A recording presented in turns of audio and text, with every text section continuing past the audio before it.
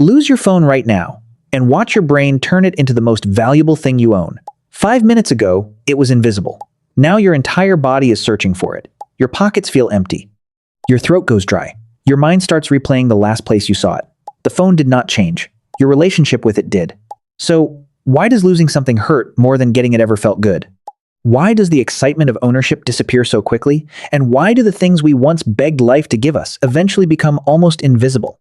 By the end, you will understand why your brain does this and how to notice the value of ordinary things before they become losses. The answer is uncomfortable. Your brain was not built to preserve satisfaction. It was built to chase what is missing. Think about the last thing you desperately wanted. Maybe it was a new phone, a car, a jacket, or a house. Maybe it was a job, a relationship, or a version of yourself you had spent years trying to become. Before you had it, your mind kept projecting into the future.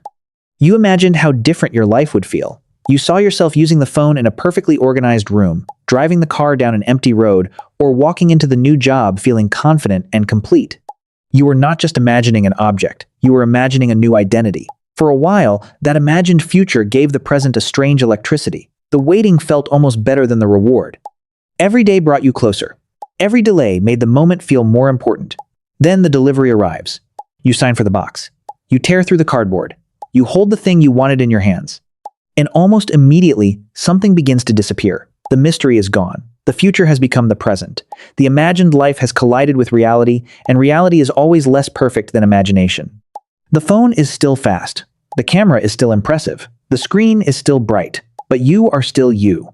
The same bills are waiting. The same habits followed you home. The same problems are sitting quietly in the next room. Now the phone is no longer a promise. It is an object. It needs a case, updates, charging, and data transfer. The excitement did not vanish because the phone was worthless. It vanished because your brain stopped treating the phone as new information. That is the first trick your mind plays on you. It turns the familiar into the invisible. At first, the new painting on your wall demands your attention. You notice the colors every time you enter the room. You feel proud that you bought it. A few weeks later, you walk past without looking. Months later, it has blended into the wall. The painting did not become less beautiful. Your brain simply learned that it was there. Once something becomes predictable, the mind spends less energy noticing it. This happens with possessions, homes, routines, and even people. The new apartment becomes the place where the bills are kept. The dream career becomes a calendar full of meetings. The relationship you once thought about constantly becomes a familiar face across the dinner table. Not because these things are meaningless, because stability is quiet. The brain is much more interested in change than permanence. It wants to know what is new, what is different, what might be dangerous, and what might lead to a reward. A familiar roof does not demand attention. A leak in that roof does. That is why absence can feel louder than presence. You may ignore your phone for an entire afternoon, but lose it for 10 minutes and suddenly every other thought disappears. When the phone is present, your brain files it under safe and known. When it is missing, it becomes a problem to solve. The object did not become more valuable in the moment of loss. Its absence became more urgent than its presence had ever been. Having is calm. Losing is a signal. And the brain is built to respond to signals. You take your health for granted until your body forces you to notice it. You take a quiet home for granted until something threatens it.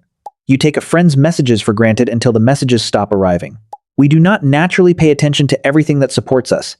We pay attention to what changes. This creates a loop that can quietly control an entire life. First comes the chase. You see something you want and begin to imagine that it will solve more than it possibly can. The next purchase, promotion, relationship, or milestone starts to look like the missing piece. Then comes the possession. You finally get it. The reward is real, but temporary. The object becomes familiar. The excitement fades. The old problems remain, and the mind begins searching for another future. Then comes the loss. Something disappears, and suddenly you understand its value with painful clarity. You do not miss the object as an abstract thing. You miss the ordinary life that existed around it. Finally comes the replacement. You spend time, money, and energy trying to return to the state you were in before the loss. You replace the phone. You rebuild the routine. You find another job. You move into another home. And when you finally get back to normal, normal becomes invisible again. You paid a premium just to return to zero. The chase begins again. This loop is not entirely your fault. The nervous system that kept our ancestors alive was not designed to admire stability forever. It was designed to notice what was running out, what had changed, And what needed to be pursued next? A person who found food and assumed there would always be more was taking a risk. A person who stayed alert to the next shortage had a better chance of surviving it. The brain learned to treat dissatisfaction as a useful signal.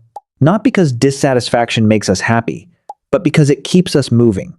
The problem is that the modern world has discovered how to monetize this ancient mechanism. Every advertisement suggests that your current life is missing something.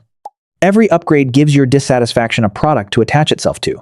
Every feed presents another person who appears to be living just beyond the edge of your current existence. The world did not invent your restlessness. It learned how to sell it back to you. But the solution is not to stop wanting things. Wanting can create art, progress, discovery, and change. The problem begins when you believe the next thing will permanently silence the part of you that keeps asking for more. It will not. The new phone will become ordinary. The dream house will need repairs. The perfect job will contain tedious meetings. Even a beautiful life will eventually develop routines that your brain stops noticing. That is not proof that your life is wrong. It is proof that your brain has adapted to it. And there is a strange kind of relief in understanding this. You can stop waiting for the day when everything finally clicks, and you feel satisfied forever. That day is not coming. Not because you are broken, but because permanent satisfaction is not the natural resting state of a human nervous system. When you stop demanding that having feel like getting, ordinary life becomes easier to appreciate. You do not need to make your home exciting every day. You do not need to constantly upgrade your identity. You do not need to turn every quiet moment into entertainment. Sometimes, you only need to notice what your mind has made invisible. Try this tonight. Choose one ordinary thing you normally overlook. Your bed, the roof above you, a familiar face, your ability to walk into the kitchen and get a glass of water. Look at it for 10 seconds and imagine that it has already disappeared.